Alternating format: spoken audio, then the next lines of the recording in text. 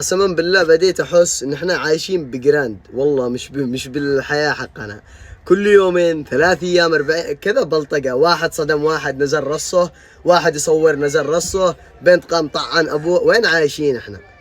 وين؟ طعن ابوها بعينه، بنشار. ايش من قلب معاك يا اخي؟ قسما بالله ما قدرت اشوف الصورة والله، حميت وانا اتفرج. يا اخي ايش الصنف اللي شربه والله؟ هذا مخدرات يا اخي اعرف جماعه شربوا كل الانواع ورقدوا ولا قدروا يسووا حاجه، استطلوا. تدري ما مسكوه جالس جنب اللبنانيه يشرب عصير وياكل بسكوت، قلبه بارد. ابو الروقان اللي عنده هذا، يا معه ظهر يا واحد خلاص انتحاري ضابح من حياته. ولا يكون الحب.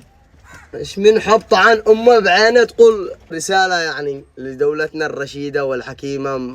المهم يعني وصلت زي ما حاربتم السلاح قبل فتره على القضيه الاولى، منعتوا السلاح، حاربوا المخدرات. ورب الكعبه يا جماعه في برود حتى من